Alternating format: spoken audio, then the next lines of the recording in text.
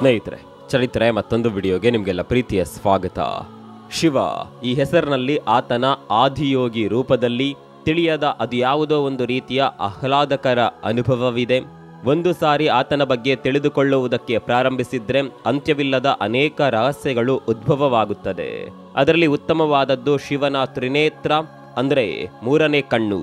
ಒಂದು ಬಾರಿ ಆ ಕಣ್ಣನ್ನ ತೆರೆದರೆ ಸೃಷ್ಟಿ ಅಂತ್ಯಗೊಳ್ಳುವುದಾಗಿ, ಆ ಕಣ್ಣಿನಲ್ಲಿ ಯಾರನ್ನಾದರೂ ನೋಡಿದ್ರೆ ಅವರು ಸುಟ್ಟು ಭಸ್ಮವಾಗುವುದಾಗಿ, ಹೀಗೆ ಹಲವಾರು ಕಥೆಗಳಿವೆ. ಹಾಗೆ ಯೋಗಶಾಸ್ತ್ರದಲ್ಲಿ ಶಿವನ ಆ ಮೂರನೇ ಕಣ್ಣಿಗೆ ಬಹಳ ಪ್ರಾಮುಖ್ಯತೆ ಇದೆ. ಅಷ್ಟೇ ಅಲ್ಲ, ಒಂದು ಹಂತವನ್ನ ದಾಟಿದ್ರೆ ಒಬ್ಬ ಮನುಷ್ಯನೂ ಕೂಡ ಆ ಮೂರನೇ ಕಣ್ಣಿನ ಹಾದಿಯನ್ನ ಪ್ರವೇಶಿಸಲು ಸಾಧ್ಯ ಎಂದು ಅದೇ ಯೋಗಶಾಸ್ತ್ರ ಹೇಳುತ್ತದೆ.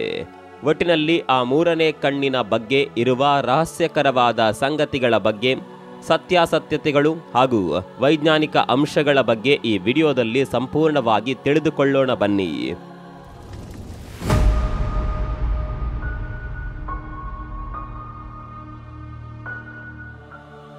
ಸ್ನೇಹಿತರೆ, ಮೂರನೇ ಕಣ್ಣಿನ ರಹಸ್ಯದ ಬಗ್ಗೆ ಮೊದಲನೇ ಅಂಶವೇನೆಂದರೆ, ಎಂತಹುದೇ ಸಂದರ್ಭದಲ್ಲೂ ಶಿವನು ತನ್ನ ಮೂರನೇ ಕಣ್ಣನ್ನ ಯಾಕೆ ತೆರೆಯಲು ಇಚ್ಛಿಸೋದಿಲ್ಲ, ಹಾಗೂ ಶಿವನು ಯಾವೆಲ್ಲ ಸಂದರ್ಭದಲ್ಲಿ ತನ್ನ ಮೂರನೇ ಕಣ್ಣನ್ನ ತೆರೆದನು, ಆ ಪ್ರಶ್ನೆಗೆ ಸಿಗುವ ಉತ್ತರಗಳು ಆ ಮೂರನೇ ಕಣ್ಣಿಗೆ ಇರುವ ಮಹತ್ವ ಹಾಗೂ ಅರ್ಥವನ್ನ ತಿಳಿಸುತ್ತದೆ.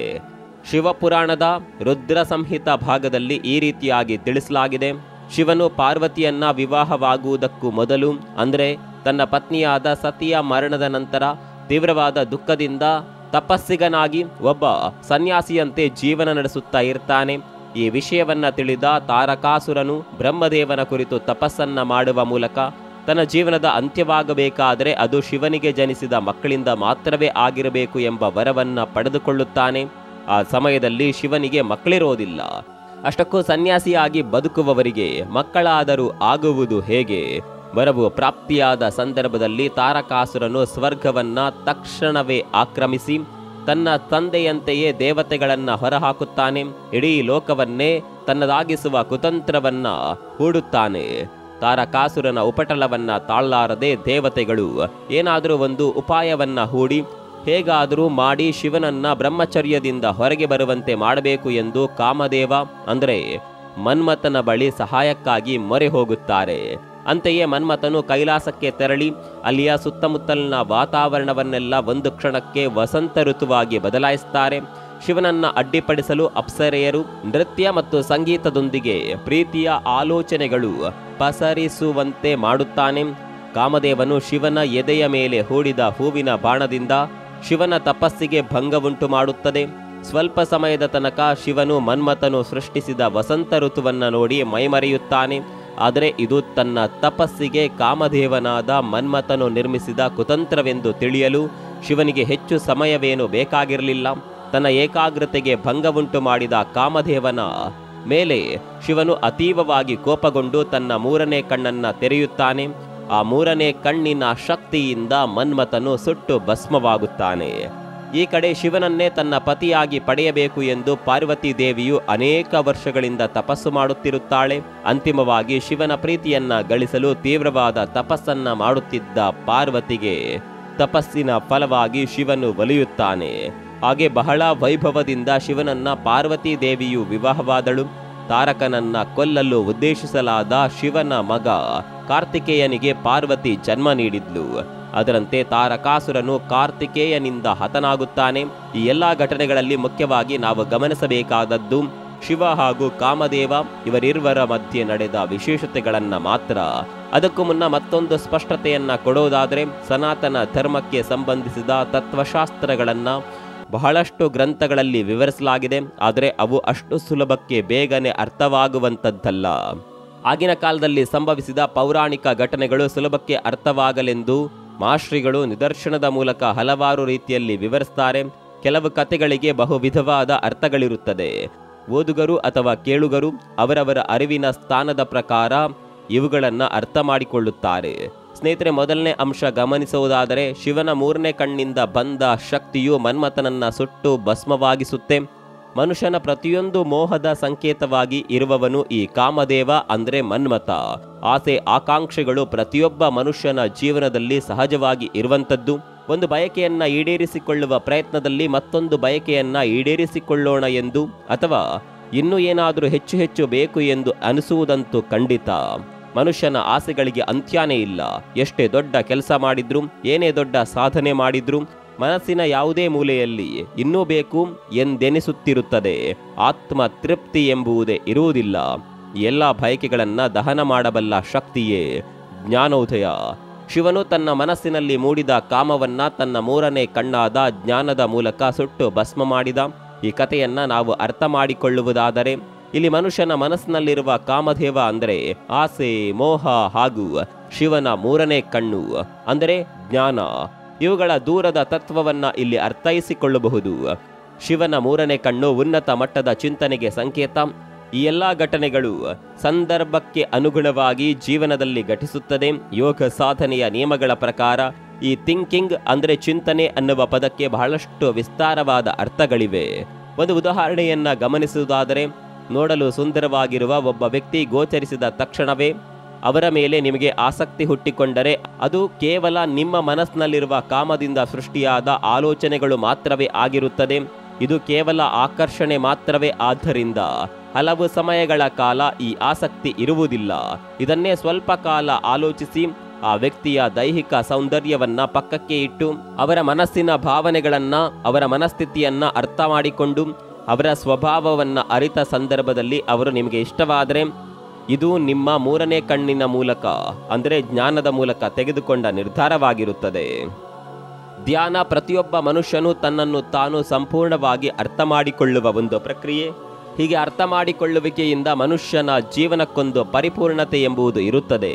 ಈ ಹಂತವನ್ನ ನಿರ್ವಾಣ ಎಂದು ಕೂಡ ಕರೀತಾರೆ. ಸಂಪೂರ್ಣತೆ ಪಡೆದ ಶಿವನು ಅತಿಜ್ಞಾನ ಮಾಡುವುದೆಂದರೆ ತನ್ನ ಅಪರಿಮಿತ ಸಾಮರ್ಥ್ಯದ ಒಳಗೆ ಪ್ರವೇಶ ಮಾಡಲು ತಾನು ಮಾಡುವ ಒಂದು ಪ್ರಕ್ರಿಯೆಯಾಗಿತ್ತು. ಈ ರೀತಿ ಧ್ಯಾನಸ್ಥನಾಗಿದ್ದ ಸಂದರ್ಭದಲ್ಲಿ ಮನ್ಮಥನ ರೂಪದಲ್ಲಿರುವ ಕಾಮ ಅಂದರೆ ಆಸೆಗಳು ಅಡ್ಡಿಯಾದಾಗ ತನ್ನ ಮೂರನೇ ಕಣ್ಣನ್ನ ತೆರೆದು ಅವುಗಳನ್ನ ಭಸ್ಮಗೊಳಿಸ್ತಾನೆ.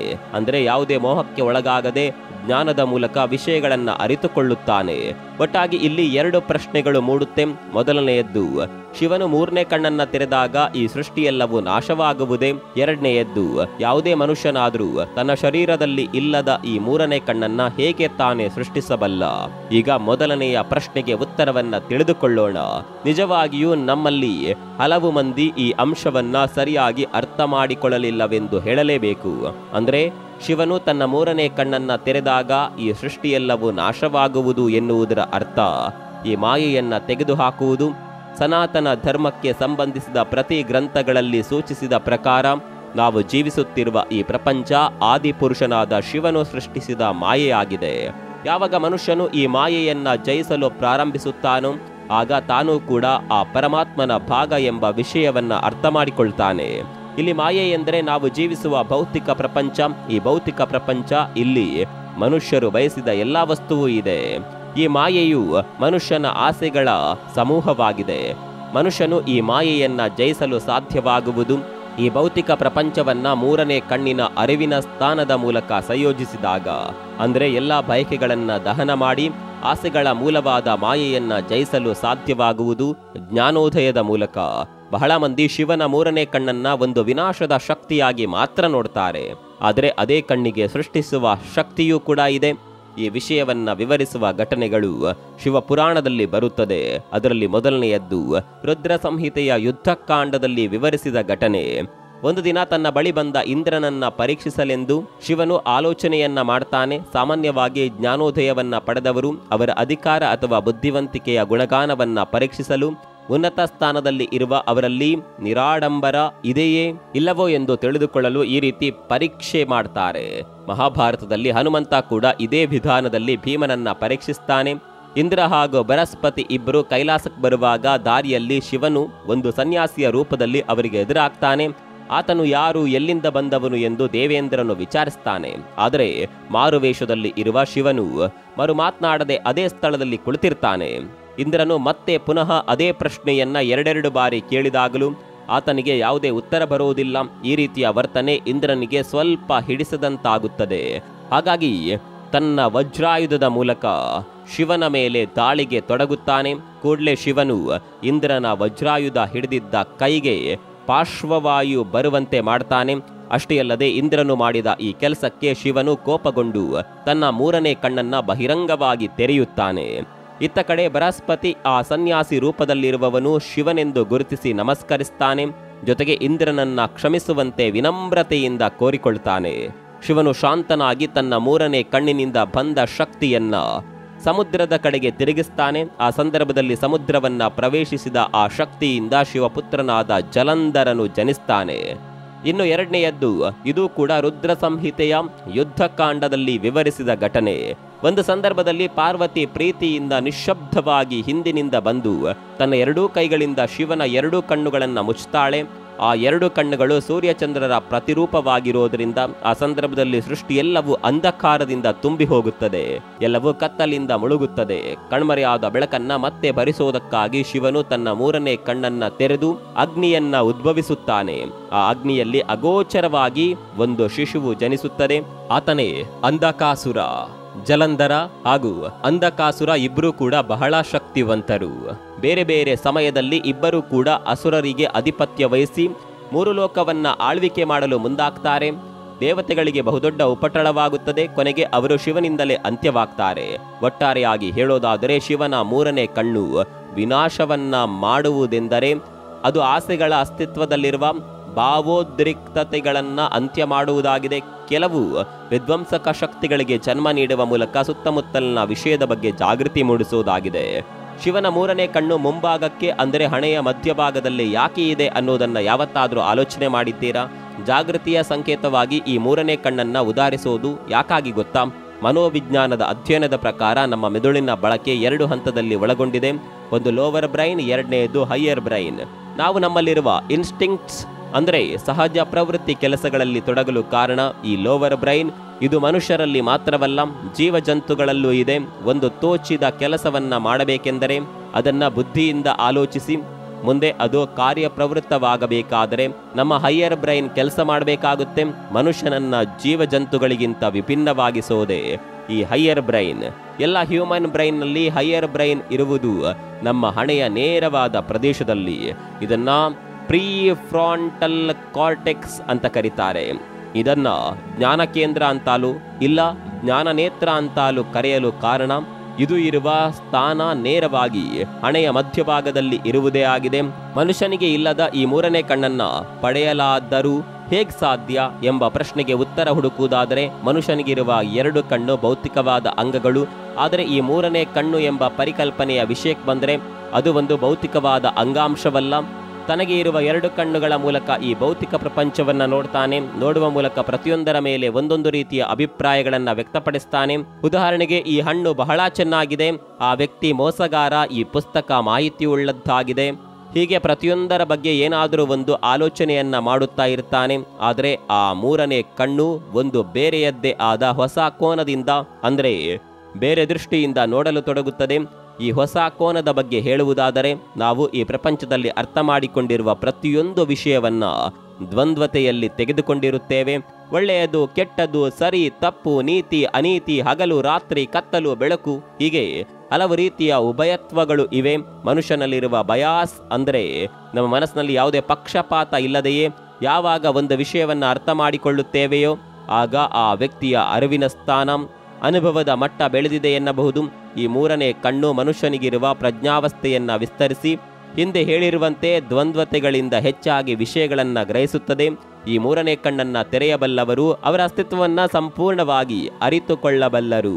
ಹಾಗಂತ ಇದೇನು ಮಂತ್ರವಿದ್ಯೆಯಲ್ಲ, ನಿರ್ವಾಣಕ್ಕಾಗಿ ಅತ್ಯುನ್ನತ ಮಟ್ಟದ ಧ್ಯಾನದ ಸಂದರ್ಭದಲ್ಲಿ ಸಾಧಿಸುವ ಸಾಮರ್ಥ್ಯವಾಗಿದೆ.